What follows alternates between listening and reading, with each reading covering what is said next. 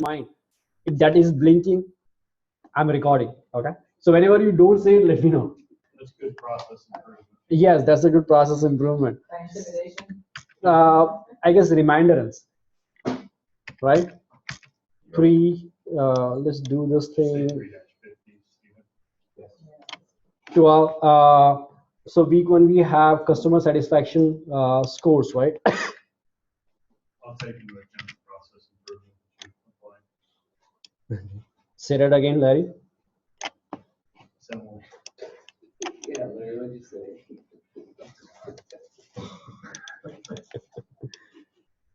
for our scoring, we'll take into account the process improvement. Oh, I will. I always. I'll take the lower control limit though.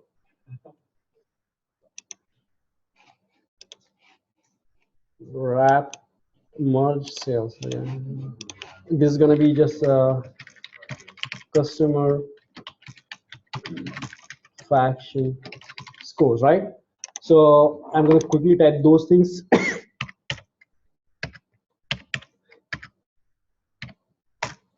I should have typed this before coming to the class, but I was too busy preparing for the class and didn't get the time.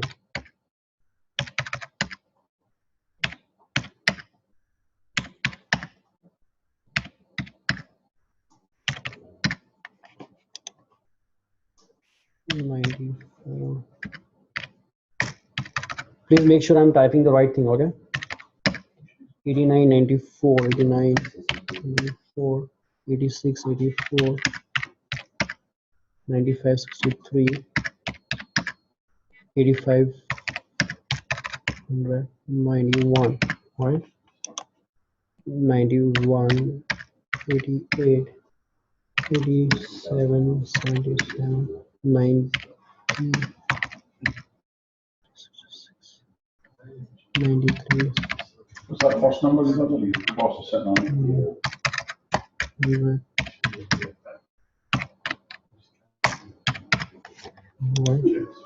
That's right. 76. I'm willing to go with Costco or Sam's Club brand water to get a real look.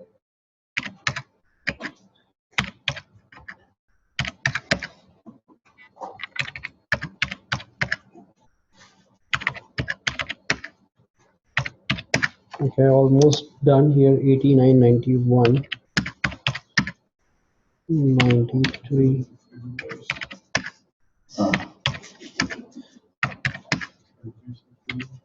Once I plug this one in, it's going to be much faster.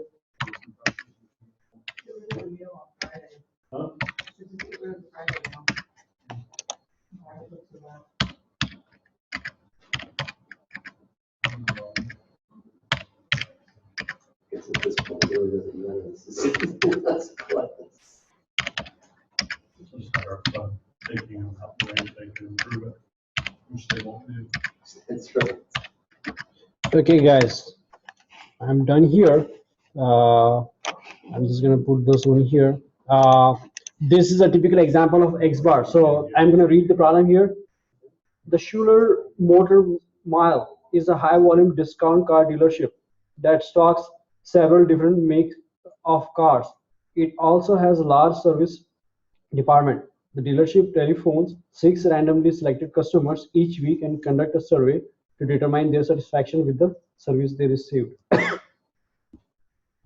Each survey results in a customer satisfaction score based on a 100-point scale, where 100 is the perfect. Okay, following are the survey results for 3 months. Okay, so each month they are doing that. So we have to develop X bar chart to be used in conjunction with R chart using 3 sigma limit. Okay, so here we're gonna always write down some data here. For example, what is the sample size? Sample size and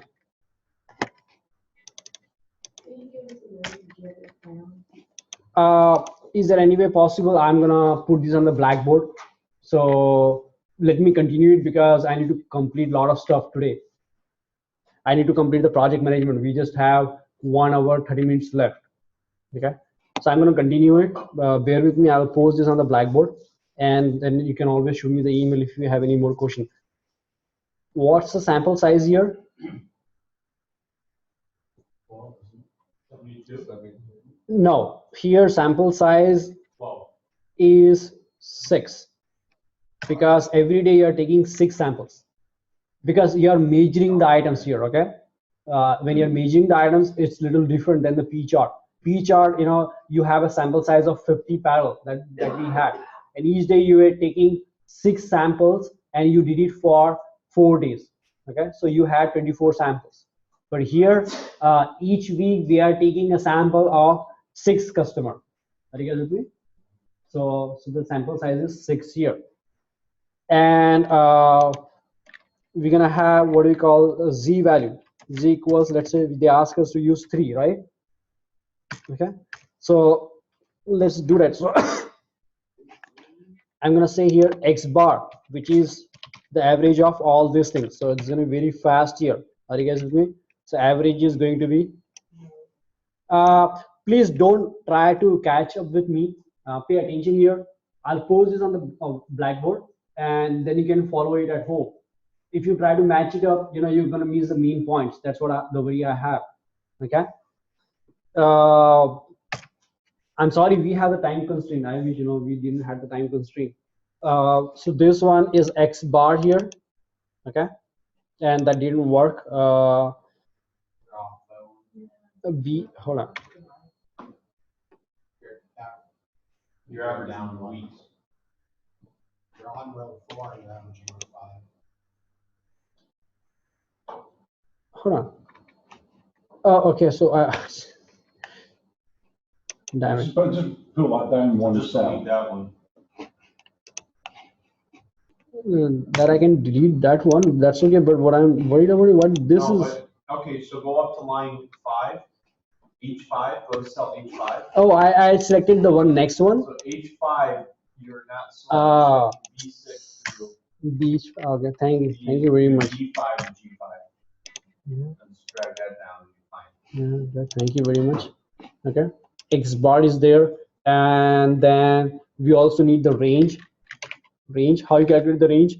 We take the maximum value and subtract the minimum value out of it.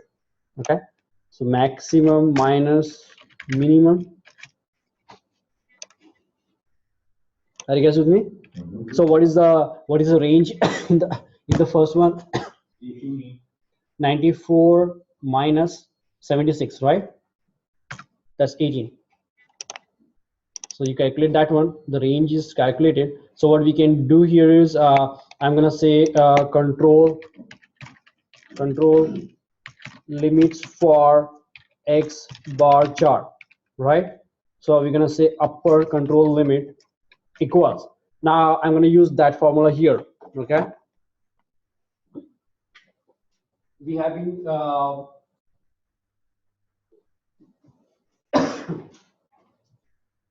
did they give you the process standard deviation?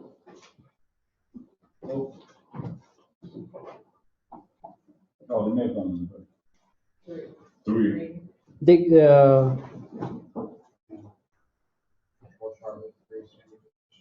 Control no, the process standard deviation. Did they give you the value of sigma?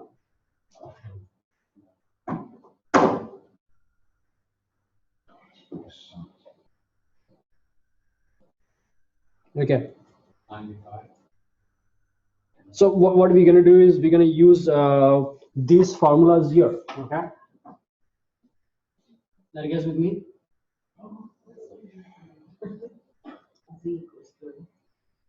And why that one? Because we don't know the process standard deviation. They haven't given us the process standard deviation. Okay.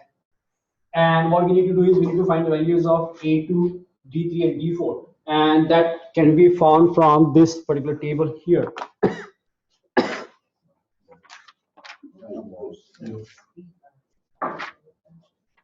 Let me see this. I'm just like, I don't know why we're going for it. Why does A2R and why you tying up D4 and D3R? Duncan, what was the question? No, you said you didn't get Yes. to find out then you said that. Yeah. So why is that tied? No, they are not tied. This is for R chart. We're gonna need it. because we have to plot the R chart as So well. we're on the X chart, No, X chart, branch. yeah, X chart we just need E2 so why would it, because I'm going to do the R chart as well. So we can just find the values at one time. does that make sense to everyone? No. Okay, just do the X bar chart first. Let's find the We're E2. on one branch of the thing though, right, aren't we? So. No, we had to plot both the charts though, right? Duncan? Okay. We have to plot both the charts, but that's okay. We can do one by one. Ask me questions. I'm gonna stop here for a minute. You need to understand this process. So we're in the variable, let's start from the beginning, so we're in the variables section, because you mentioned all these surveys. Yes. So, and then you come down then, and you have to ask yourself, what are you asking yourself at that point? Is that process under control? Like whatever customer satisfaction you have, are those satisfied or not? Is what satisfying? The customer, whether you have a satisfied customer, let's say they want to develop X bar chart using the conjunction with R chart to monitor the level of customer satisfaction, right? We are monitoring the level of. Tell us X bars, let me know, and then where we're going. Let's do the X bar chart first. Yeah, so you gotta go down that because the question asked you, get the X chart. Does that make sense, Ben? Yeah, it says develop Oh, an yeah. extra. And since we don't know standard deviation, it's gotta be UCL equals X double No, R. that's fine. I was just confused when Dr. A jumped to the R chart. And I was like, well, why would? Well, in the problem asks you to do both the charts, right? Yeah, So- both of them. But we just one table gives you values of all those Okay. three. So let's do X chart by itself and then. R. Yes. Okay. So if you look at the table, this table is on page number 121, table number 3.1. Okay. So if you look at Which that page is it? 121, Yep, table what? table 3.1. So in that you have the sample size. What is the sample size here? 6. So if you go across, you'll see the values of A2, D3, and D4. Right? So so I can write down the values of those things here. Let's say, because I'm going to use them, right? So I'm going to say values of A2 0.48. equals 0.48, right? And then we have D3. I'm just going to write down. I'm not using them, okay? D3 is 0 and D4 equals 2. 2, right? Okay. Now maybe I can. Is that good enough, guys? Yeah, that works. Yeah. Now upper control limit equals X double bar. We can calculate the X double bar here. So that should be average of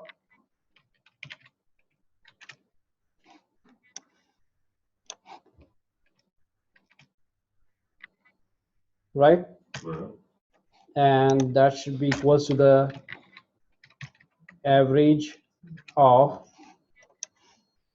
this is my R bar. Okay, so probably I can do here, I can write down here, this is X double bar, and that's my R bar. Can you explain where you got line 20? I'm on page 121. Yes. Go to page number 121 and table 3.1. Ends number of samples, we look at 6 and we just go across. Should be able to get that in 10 minutes. So again, in this problem, we are monitoring the level of customer satisfaction. Okay, we want to know whether we have a continuous process in place for customer satisfaction. Are we achieving customer satisfaction on a continuous basis? So we want to kind of monitor their responses.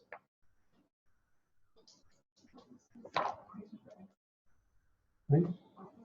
See, are you guys with me? Any questions? I don't know what you got maybe Ask me one particular thing here. Which one? The average and the average. the average. The average of all those averages. Alright. here is R bar, which is average of all the range, right? And we found the value of these three things from table 3.1. Okay. All we want to know is whatever scores we are getting for our surveys, are they within control limits? If you see any particular customer which is not satisfied and is being reflected on the process chart, that means you have to take those surveys seriously and find out what went wrong. To find out why that customer was so unhappy. Or for that matter, if you find any customer who gave you perfect score, you need to question that one as well. Okay? Are you guys with me? Yeah. So X double bar is just the average of the average. Yes. Okay. So what I'm going to do here is we are finding this control limits for X bar. Upper control limit is what? X double bar, right? Double bar, So we're gonna be, can I say this one, right? plus Plus A2 A2 plus R bar. times R bar, I'm sorry, times R, I apologize, times R bar, yeah. right?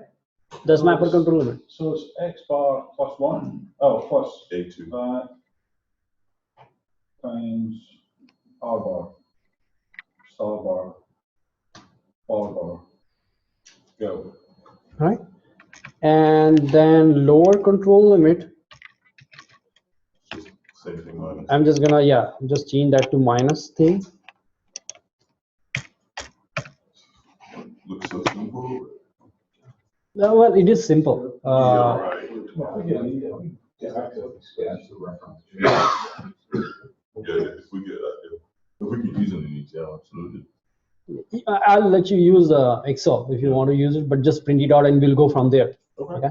So this is my X bar control limit, right? Likewise, I need to do control limits for, For the R chart, yes, for, guys, you need to ask me questions. I know we don't have a lot of time here. I might be going a little fast. I had to complete some things, but that doesn't mean you should not understand it, okay? Any question that comes to your mind, I'm willing to explain. I'm gonna take some time. Maybe we're gonna spend few minutes more here, okay? But what is the difference between X bar chart and R chart? Good question, right? is the process. So X bar chart, let's say you have a process, like, you know, let's say X bar chart, let's say you want to fill a bottle of cola with 8 ounces, okay? Okay. I'm going to tell you two processes. One process, one process is doing this, let's say, on a continuous basis, okay? So for example, on a continuous basis, I see a process range is, let's say, 8.3 to 8.4 on a continuous basis, okay? So what is the average here? 8.35. Right? What is the range? 0.1. Right? Are you guys with me? So I'm gonna say this is Greek letter. Are you guys with me? Yep. I'm gonna take another process where you have consistently on this, like, you know, maybe 7.5 ounce to 8.5 ounce. Okay. What is the average here? 8, What is the standard deviation here? 1. Which one is a better process?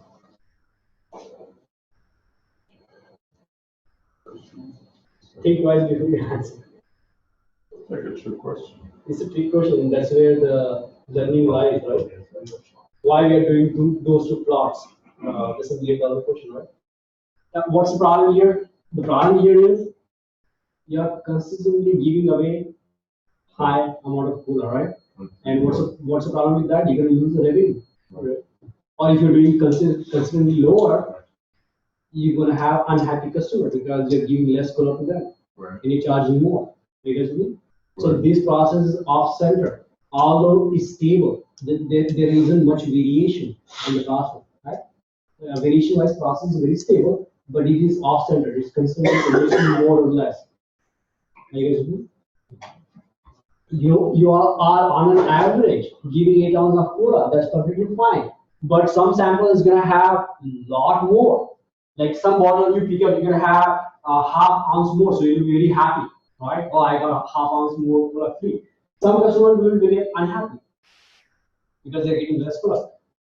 There's a lot of variation, right? Both the processes are not under control. One is not under control because the beam is off center. The other one is not under control because the range is not in control. Are you guys with me? Right. That's why we need to plot these two charts together to find out whether the complete process is under control or not. We want both the mean and the standard deviation of the range to be under control for a process to be under control. Does that make sense to you guys? That's why we plot both of those two charts for, at least what we call variables. Or wherever you want to plot X bar chart, most probably you do the R chart as well. Are you guys with it? So with that thing, so we found the limit for R chart as well. So we're gonna say upper control limit equals, what is the formula for that?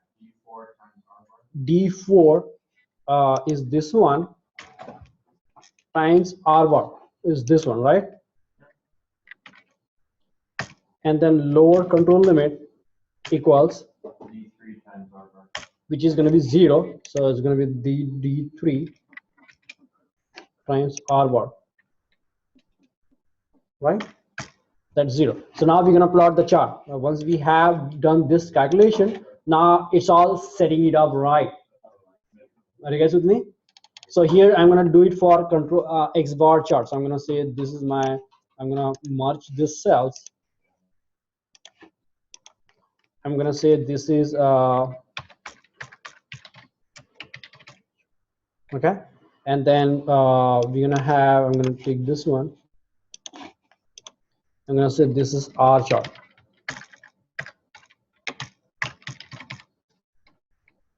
right? For X bar chart, we're gonna have upper control limit X double bar, right? Lower control limit. For P chart,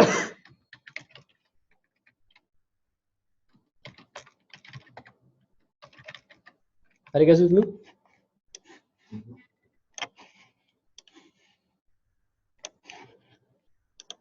So I'm just gonna use this one. Ask me questions, okay? If you don't understand it, let's say this one maybe. Okay. So upper control limit we know for this one, right? So that should be equals to this one, right? I'm gonna press F4 to make it absolute, and then I can just copy it down. Right, what was that? Some of that again? Say it again. The 97 is what, is it?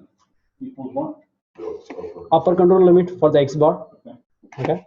And we already calculated this one, X double bar is 88.64, right?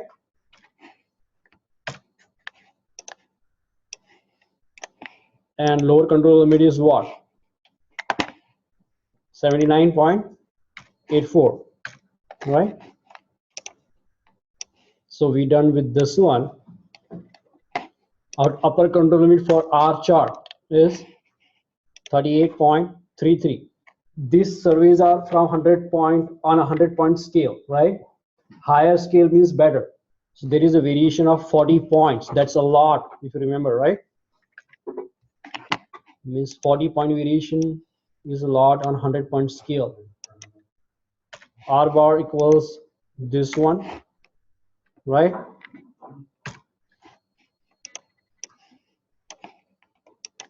And lower control limit for R bar is 0. So I'm going to do that one as well. Okay. Let's right, 2 decimal places.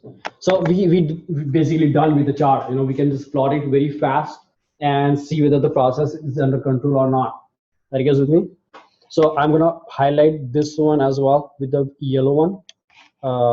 Maybe I'll do this one first because this is going to be part of the range. This is what we're going to be plotting on the range, and this is what we're going to be plotting on the X bar chart.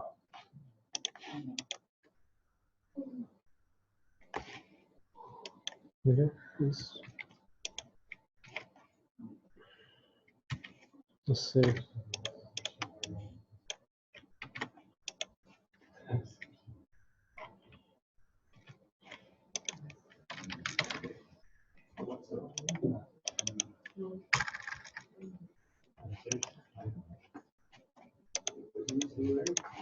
Are you guys with me so far? Raise your hand if you're not and ask me questions. Yeah, what's going on? Well, the calculations make sense, what you're saying, but it'll be interesting to understand what all the results mean. Yes.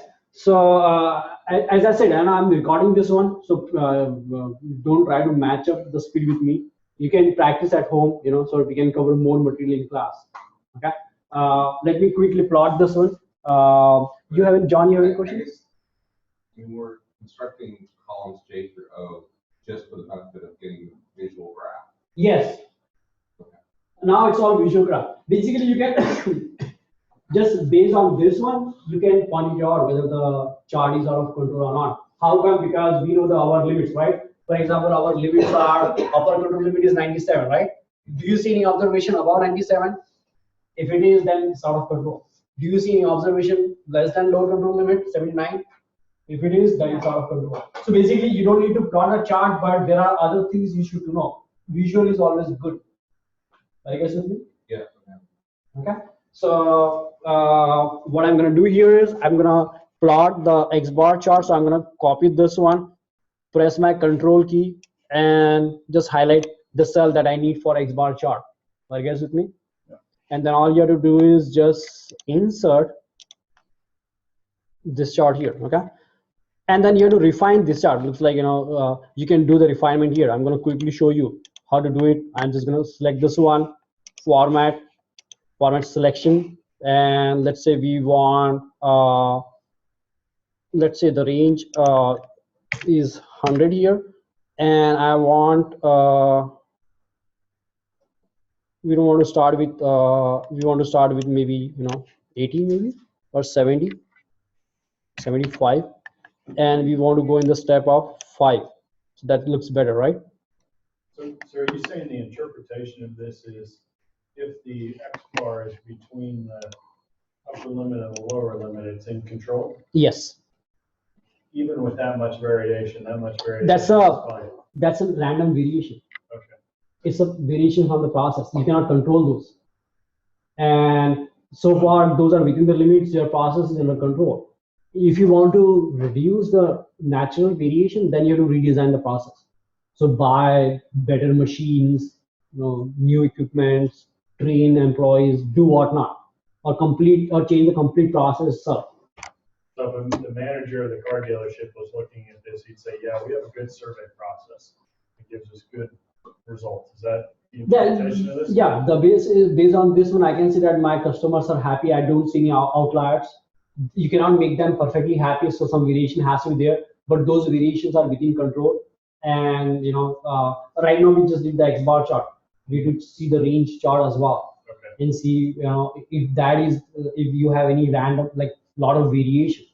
On an average, sample mean looks good, but I don't know the range, how much they are varying. We need to see the variation in the ranges as well. Okay. Did I answer your question? Yeah. So here I'm gonna just quickly do those little thing, at least for the markers. Say no here, no here, and no here. Okay. So I'm gonna leave it there. Okay. This is my. I'm gonna say this is my X bar. Okay. This is my X bar chart, right? Let's do it likewise for the range chart. So I'm gonna highlight this thing, control, highlight all these things here, right? Insert range chart, right? So again, I'm gonna do, I don't want this markers there, none, right? This is okay. So whether the process is under control or not, you need to see for that both the charts. Okay. And both the charts, they show the process is under control. Okay, because I don't see much off center, like I don't see the mean is shifting, and I also see that the ranges are within the limits as well. Does that make sense to you guys? Now, sometimes the process control might be, it might show that all the points are, just because points are lying within the line, that doesn't mean the process is under control. There are patterns that you should look for. If you consistently see like 8 points above the center line or 8 points below the center line, okay, that means the process is not under control. If you see that there is a consistent pattern of increasing, like 8 points, 5 to 8 points. If you see increasing pattern or decreasing pattern within the limits, that's something you should need to worry about. Okay, are you guys with me? For example, here, large variation, like you can see that you don't want large variation. You want as less a variation as possible, right? But if you're getting too less a variation, that is a signal, a warning signal as well. Why you are improving the process so better that you're not getting any variation. Are you guys with me? For example, what could go wrong when I use intimidation? Okay, what people started doing it, they started cheating, right? What happened if they just intentionally take out all the colored bits and just put white and make the process perfect? If I just look at the chart, I'll be really happy, right? But you have to stop there and see what's going on, to see why there is so much less variation. Is it because we did something wrong, or we did the process engineering because of which we are getting those results, or what's going on? What is the thing we did to get so less variation? That should be pointed out as well. Okay. So with this, I usually do 2 types of charts. The rest you can read the book, practice the examples on the back of the book. But before that, we need to find the process capability as well, right? Now, process capability, I already discussed that in brief last time, if you remember, when we talk about Six Sigma, right? So we say that, maybe remember this thing here. Let me quickly do it again.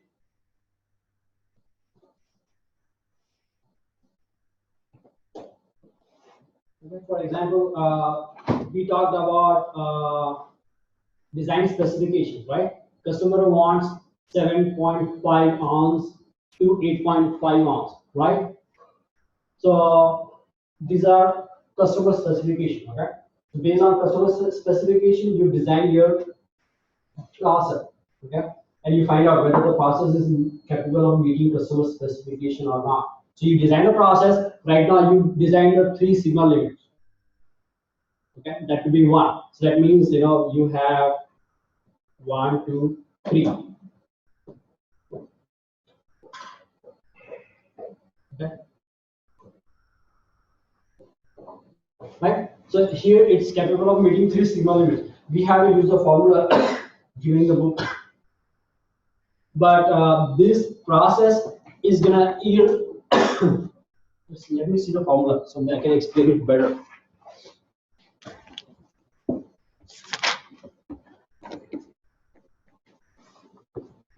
This formula again you're gonna need it for problem solving. Okay, so I'm gonna write down here this one.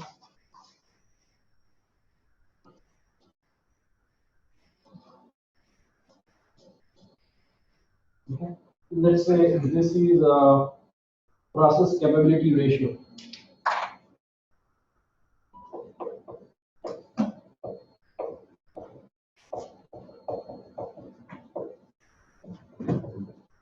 So that's given by CP, which is equals to upper control limit minus lower control limit divided by 3 sigma. Okay, and then we have process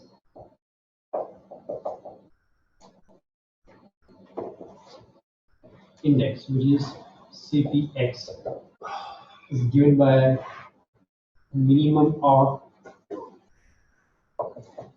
The CP stands for?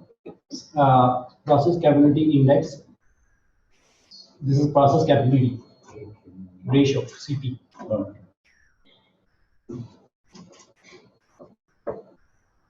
I don't know.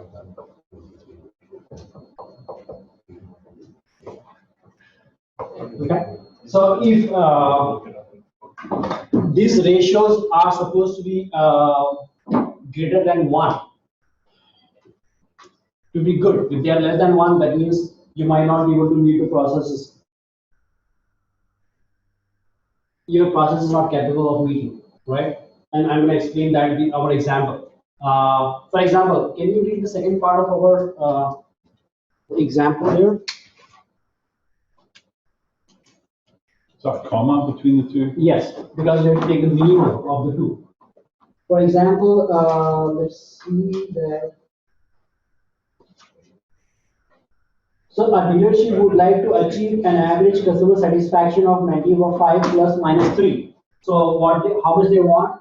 95 plus minus 3. Plus 3 is 98, right? So that's a design specification for them.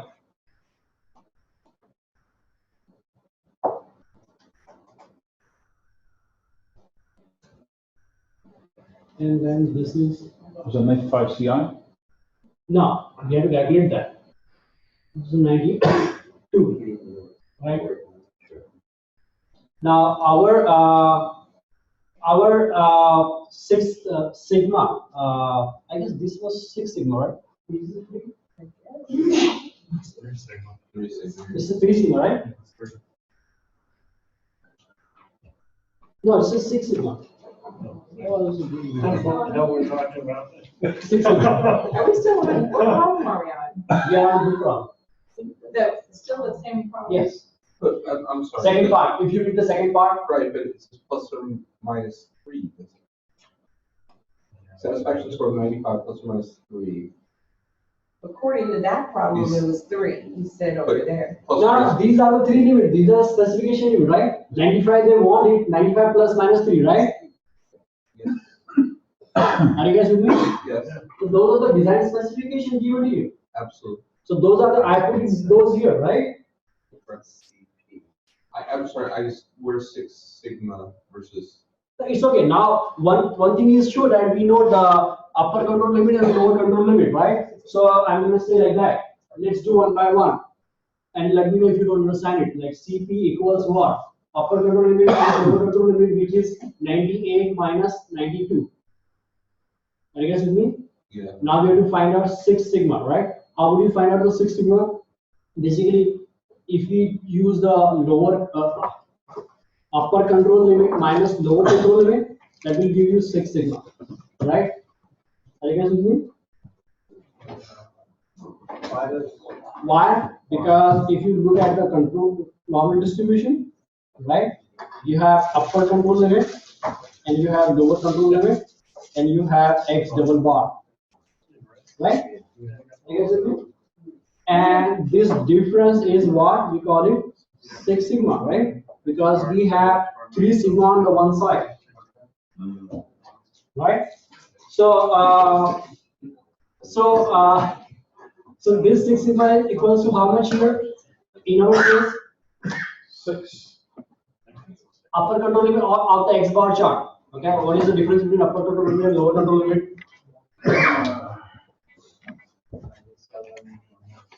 Next 3.4. So here I can say 18.4. 6 sigma equals, right? I'm gonna say equals 18.4.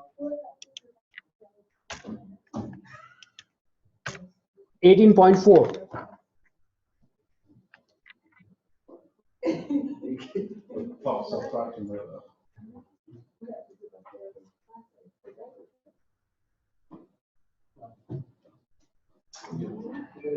Tracy, I'm gonna test that. 98 minus 92 divided by 18.4. 93 is the answer. He's different. He plays by his own rhythm. So, 0.326. Oh my God. But hey, at least he decided to go back. Hold on, what am I doing wrong here? Hold on, before I go to forward. Let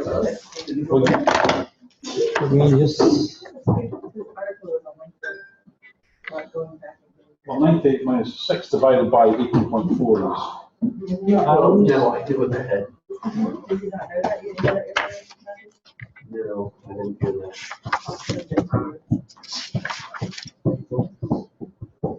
It'll light on me from my computer. Yeah, this is right. Okay, so so this is gonna be how much here? 6 sigma, we know, we calculated it, right? How much is it? 18.32, right? No. It's 18.4. 98 minus 92 divided by 6 sigma is 0.326. Yeah, so I'm just calculating this rate, right? So this is gonna be what? This is gonna be 98 minus 92 is what? 6, right? Divided by 18.32, right? And that's equals 0.32. 0.32. Obviously, this. Where'd you get the 92 from? It's not a big deal because that's actually 18.4. It's over there on the third. 95, 3 deviation over standard there. deviations to the left. So, yeah, And this From 95, because that's what the customer, that's what your Equals target was. 0.33 actually. 18.4. perfectly fine, but anybody have any question here? Yeah, there was a question. Let's start over. The good thing is it's being recorded, so you can watch it at home. Yeah, but I'm not watching what you're doing over here. I mean, this isn't being recorded. No, but what's the question here? I can explain it here.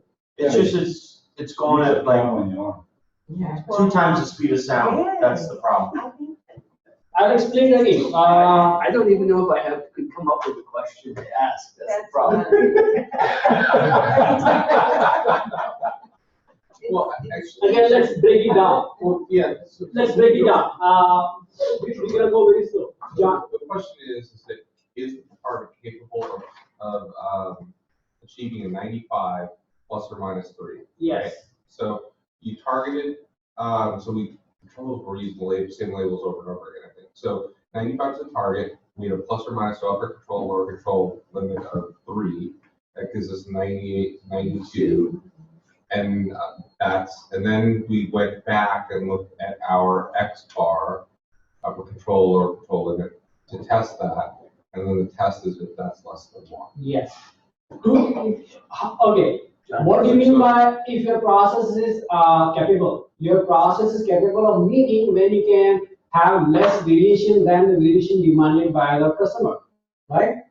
How much variation is demanded by the customer? 98 minus 92, right? Right. How much variation our process is producing?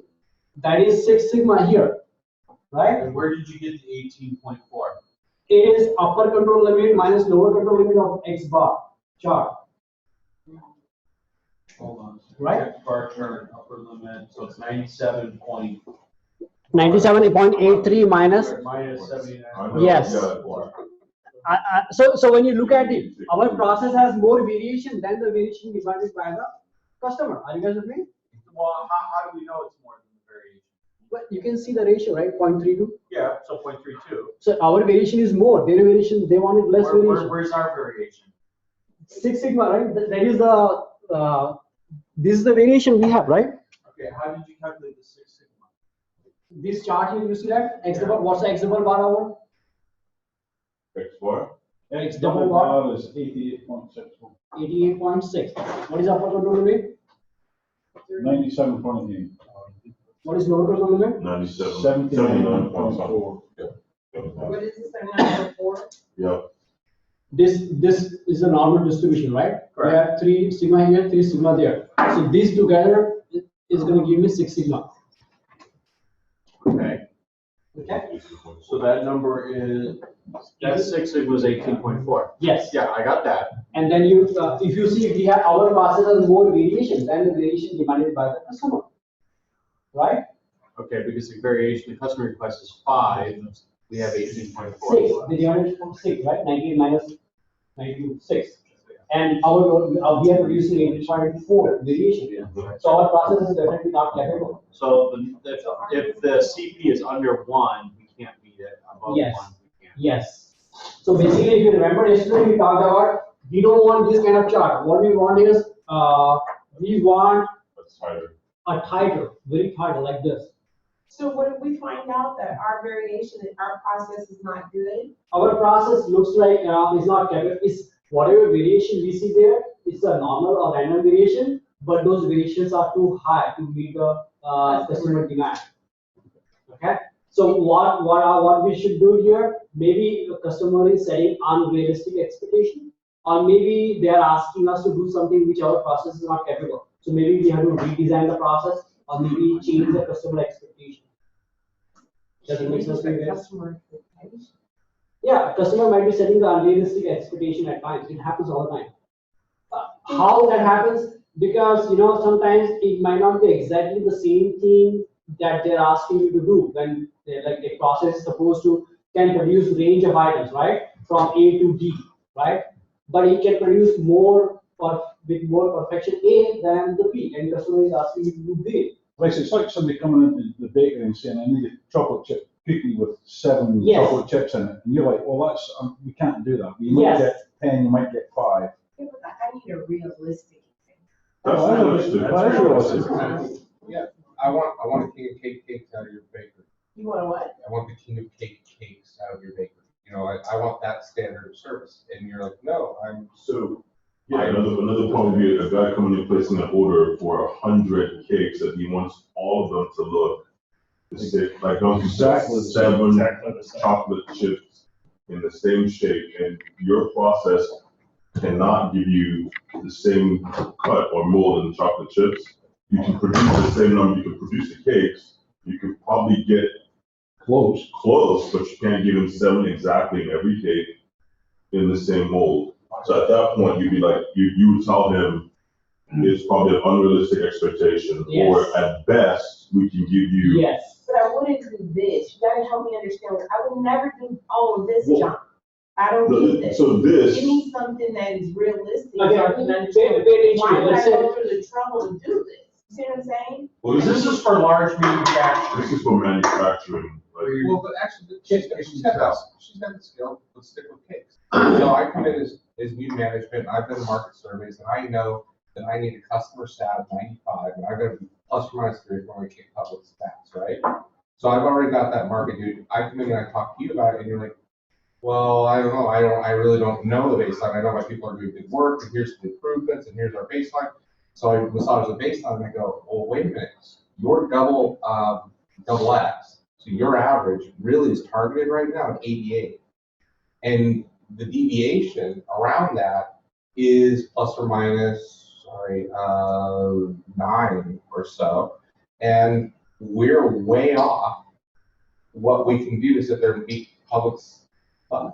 So if you can't move your standard of service on this volume of cakes into this range, I need to see this market to Publix. And I need to sit there and figure out how I might compete on a different basis. right, that's a very good point. Okay, so that's vague enough that it works. Because they have a wedding cake market and we don't. You see what I'm saying? So then we would need to get in that segment, but No, so Absolutely. probably why you're not in the wedding cake segment is because somebody, Truly nails it. yeah, Publix is now, if they would do wedding cakes, then they're in a niche part of the market. Right. And that margin might fund a better quality all the way through. Absolutely. And so you need to sit there and go play to basically a quantity and price element and not sit there and compete with that. Or he's saying like, hey, there's margin to be made up there if you can get me from here to there. But if you can't give me a path from here to there, we'll never compete and we're not going to brag about it. and so you just use this to actually qualify your argument. To quantify the method. Quantify, Another very simple example, what I can give you is, let's say you have a very simple process, like you are making cookies, okay? this is your expertise. And cookies have some chocolate chips. Let's say on an average, you can have, let's say 5, and your range is, let's say, It comes in already. That does give me something else. I know what you guys are doing. I got the wedding cake. That works. Cookies doesn't work for me because it comes in pre-done, which is bacon. So that doesn't work. But the market for wedding cake works for me because I do Okay. understand they have a greater market share than we do. But we don't do that. So that's could be a problem. no, this could be equally applicable to service industry as well. You know. It could be anything. Like for example, your timing, right? Delivery time. let's say on an average, you have a delivery time of 30 minutes plus minus 5 minutes, okay? So 30, it could range from 25 to 35 minutes, right? Now the customer tells you, okay, we expect you to have 29 minutes, 31 minutes exactly. You cannot do that because your process is not capable. So Dunkin' Donuts just. So what are you gonna do? What are you gonna do? What are you gonna do? We either add more people, we change our process. Either you're gonna change your add process labor or you're gonna tell your customer that I guess you're setting unrealistic goals. Either they're gonna change or you're gonna redesign the process. Absolutely. Does that make sense to you?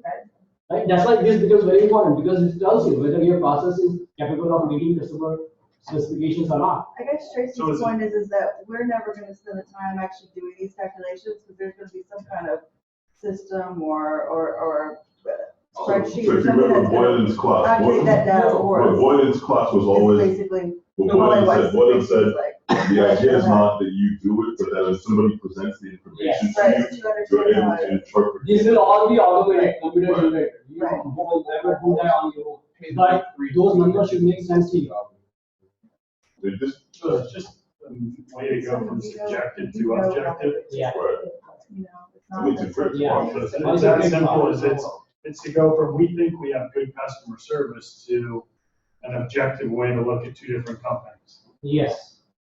And say Publix is at this standard deviation and mean, and we're at this standard deviation and mean, and how do we get from here to there? Its scope is however, so we live fairly close to each other and shared Sigmund Dixie.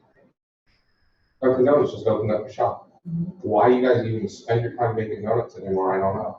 Yeah, No, we and, don't. well, It's like me- number 7 in but- our whole category of our company. well, but that's the company, if you isolated it down to that store, and if you watched your donut sales might have tanked because Dunkin' Donuts had opened that up. And so then all of a sudden, like, if you scope this analysis, however you rank it in the, the vertical or the horizontal of the company, and then all of a sudden you can start. So it gives you some numbers to be able to say, can we even meet?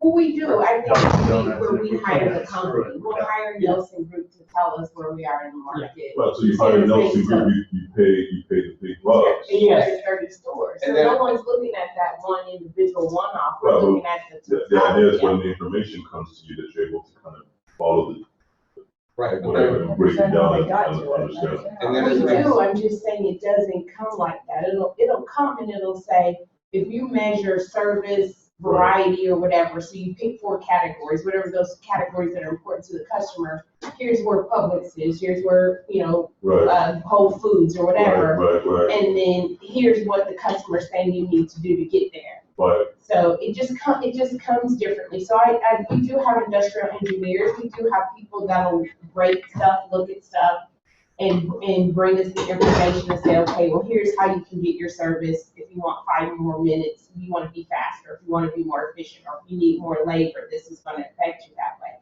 It's just, I never, But the- I've so never the- seen so- it No, come but this the way. point here is so that we have an awareness of it, so we can call Yes. bullshit. and there's 2 points, I think. First is yes, when you sign the 6 to 7 figure consulting deal, you call bullshit rather than being spoon-fed or retread of what has been already sold to your competitor. That happens. The other one is though, how do you sustain a meaningful dialogue and actually get improvement and Yes. feedback from your employees? Because that's one of your keys. If you're not giving them some insight into how they're being measured. Yes. If you do the fuzzy warm, but then you just dictate numbers, then you have a fundamental disconnect and you won't be effective. Yes. Very well said. 4 points. we do. I know you're not going to count today. Give me one more. Very nice explanation. Because that's what is lacking in the leadership role here. Most of the people they just say that they don't do this thing because that's been done by a separate department or computers, and the data just come to them. But the $1 million question is you can only justify your point to the upper level management or your bosses when you fully understand the process. You will never do this thing. But if somebody is presenting the number, you should be able to see through the number and see what's going on. Is this right? What if somebody gives you the wrong numbers? Right? Based on your experience, you're gonna see, okay, normally we have this much deviation, that's the process. And the customer is asking way beyond that what we can achieve. So it looks like this is not normal. Are you getting me? So I agree, and it's more kind of you should be aware of this process rather than you're going to be using this in your day-to-day life, because trust me, how much of the knowledge we use on a daily basis that we learn in the classroom. But this, I guess, helps us. I guess I might be wrong, but it helps me widen my horizon, right? I can attack the problem from 10 to 15 different dimensions now. Earlier, I could just do it from 1 or 2 dimensions. I don't know. You tell me, am I right?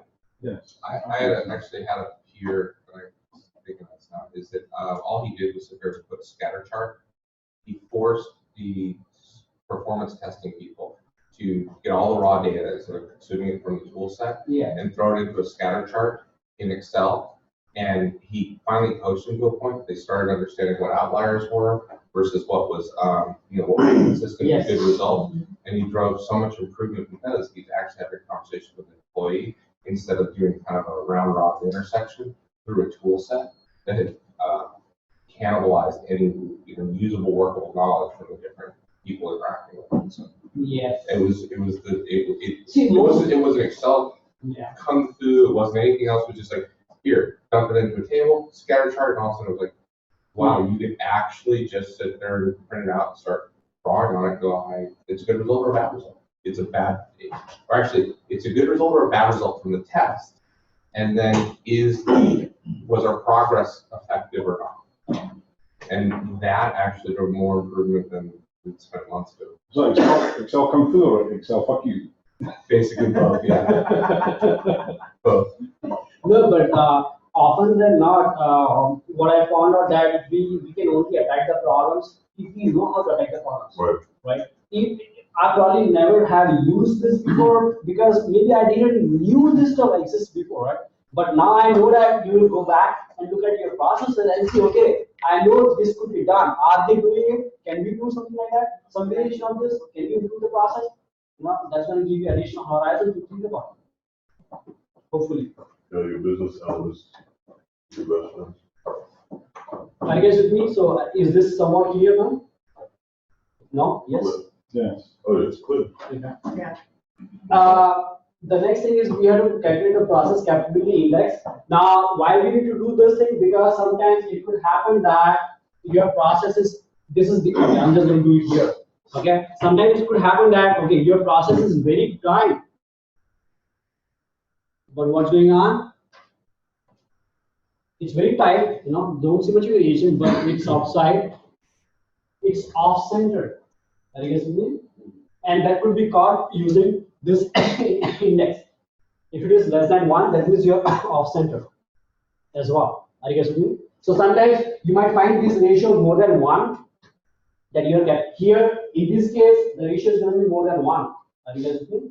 So your process is capable of meeting this design specification, but it is off-center, which will be caught by this one. Okay. So how would you do that here? X upper bar is what? 88.6 minus lower control limit, which is 92, right? Divided by 3 times sigma. So I'm just going to take half of this is what? 9.2. And upper control limit is 98 minus x upper bar is 88.6 divided by 9.2. Okay. So can you give me the numbers for this one? Yeah. Oh, sorry. It is 88.64 minus 79.44. What are you doing here? Duncan, I want this one. Oh, your Duncan's right. It's not your lower control limit is not 92, it's 79. Oh, I'm sorry. No, these are the lower control limit specified by the customer. Oh, specified by the customer. Yes. So, okay. These are the customer that's specifying it. And our x double bar is x double bar. So maybe. So why is it different from the first one? Because the upper control limit up there. No, this was same. oh, minus 1. Okay. Upper control limit, lower control limit. You're right. Minus 0.36. Sorry. And what is the second one? Right. 88.6. Where did you get the 88.6? That's our x double bar. X. X double bar from our Excel spreadsheet. Minus the lower control limit. Divided by 2 is 1.018. 1.018. So what does this tell you? Minimum of these two is this one, and that's lower than 1, right? So what I can tell from here is, okay, first of all, my process is not capable of meeting, and secondly, it is off center, which means it's deviating towards the lower control limit. I guess. So basically, it's going to be looking like that. Hopefully, this will help you understand. This is what is demanded by customer, right? 92, 98. Okay. My process is something like that. I guess. So first of all, it's wider than the specified, plus it is on the left side. I guess. Right. So it's not capable of meeting it, plus it's off center. Obviously, that means you need to go back and redesign your process, or discuss other improvement processes with the customer. So can you use this? You can use this. Can you use this in determining whether to take on a new line of business or not, based on what the competitors have in the market? So competitor X is charging Y dollar amount for a particular product or service, right? Yeah. You want to come into the market, you want to analyze your processes currently in place to see if you can add another Why product not? line. Instead of this becoming your customer specification, what it could be is your competition specification. You can say, okay, this specification is being benchmarked by What other companies are doing, and then you need to beat that to stay in the market. Right. So you use that one to improve your process. Where'd you get 9.2 from again? This is 6 sigma, right? If you divide 6 sigma by 2. So this is 3 sigma. Okay. So if you divide 18.4 by 2, you get 9.2. Or upper control limit minus X double bar, right? This in case if this upper control limit here is from the X bar chart, okay? X bar chart, right? This in the process capability, these are all upper control limit, lower control limit becomes customer specification. So you got 18.4 by 2. no, 18.4. You got that by dividing. 18.4 we got from this one, right? X double bar is 18.6, 88.6, lower control limit was 79.4, upper control limit was 97.8, right? So the this difference between the upper control limit and the lower control limit. from our Excel workbook, Okay. right? So this, even if you take this one, it's going to be 3 sigma, right? So you can do that. Is 18.6 minus lower control limit from the X bar chart, or upper control limit minus X double bar chart, or upper control limit minus lower control limit. So 18 is the full range. Yes. Yes. 9.2 is half the range. Yes. It's 3 sigma. Okay. Yes. Does it make sense to you? Yeah. Upper control limit minus lower control limit is 6 sigma. Yeah.